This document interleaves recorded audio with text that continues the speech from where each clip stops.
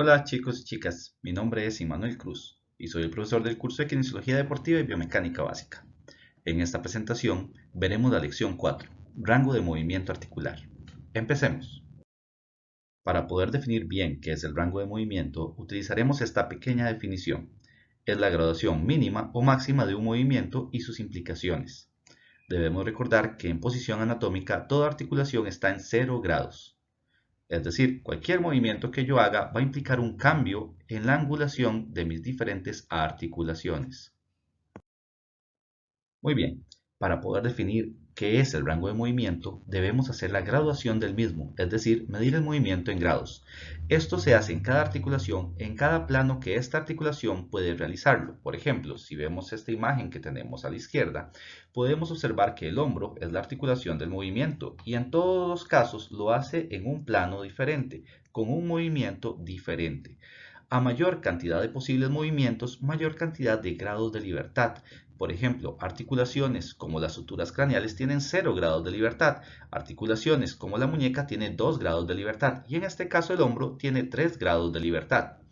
Esto significa que se puede graduar en cada una de las posibles acciones del hombro. Además, es muy importante de notar que solo puede moverse la articulación sin afectar otras. Es decir, cuando yo realizo un movimiento y afecta otra zona de mi cuerpo, el movimiento ya no es puro y se ve afectada la medición. En primer orden, vamos a hablar de los factores que influyen las posibilidades del rango de movimiento. El primero que nos interesa es el biomecánico. Sabemos que el tipo de articulación, las estructuras que se sostienen cuando se da el movimiento, el sentido o la dirección del movimiento, la elasticidad propia de la persona y la fuerza muscular son los 5 factores biomecánicos que podrían afectar las posibilidades de que se desarrolle un rango de movimiento adecuado. En segundo lugar, vamos a ver que los factores químicos que tienen que ver directamente con el metabolismo muscular pueden afectar el rango de movimiento. Por ejemplo, un músculo fatigado no suele ser tan efectivo para generar movilidad. En tercer lugar, vamos a encontrar los factores de tipo neural. El tono muscular o el reclutamiento de las fibras musculares en estado de reposo va también a limitar o permitir la movilidad, así como el estado de relajación o la hipotonicidad también pueden afectarlo, especialmente debido a la pérdida de fuerza.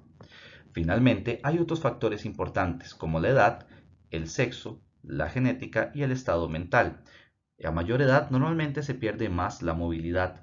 El sexo tiene que ver con la temperatura que se acumula de acuerdo al porcentaje de grasa basal. Normalmente las mujeres suelen ser un poco más móviles que los hombres. Efectos de la genética, especialmente cuando ha habido práctica deportiva en la familia, y el estado mental, estados depresivos, por ejemplo, pueden afectar estas situaciones.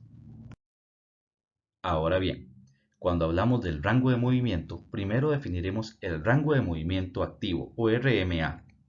En este caso es como cuando hacemos un movimiento por nosotros mismos. Digamos que estoy haciendo yoga. Entonces vamos a medir la cantidad de grados que es capaz la persona de ejecutar por su propia cuenta, haciendo uso únicamente de su propia fuerza muscular y su capacidad articular. Hay dos variantes del RMA. Puede ser libre, es decir, un movimiento en el cual la persona lo ejecuta por sí mismo, o puede ser asistido, apoyándose con su propia fuerza con algún implemento, como paños, ligas u otros. El segundo caso es el rango de movimiento pasivo, o RMP. Hablamos de la cantidad de grados que es capaz de ejecutar una persona mediante la aplicación de fuerza desde un agente externo, como en la imagen que podemos observar. Esta puede ser relajada o forzada, es decir, la persona que hace la acción de estiramiento pasivo o de movilidad pasiva, para ser exacto, puede relajarse o tratar de evitar esta acción. En el tercer y último caso hablaremos del RMR o el rango de movimiento resistido. Básicamente es el rango que podemos generar cuando estamos venciendo una resistencia. En la mayoría de los casos hay cierto punto en el cual la resistencia nos vence y perdemos la capacidad de ejecutar el movimiento de forma pura. Vamos a definirlo como la cantidad de grados que es capaz de ejecutar una persona por su propia cuenta contra una resistencia que limita su movimiento. Es un indicador muy claro de la fuerza muscular. Observemos este movimiento. Podemos darnos cuenta que hay hasta 3 movimientos articulares. ¿Cuáles creen ustedes que sean? Con esto, chicos y chicas, hemos terminado la lección 4, rangos de movimiento articular. Hasta aquí mi reporte.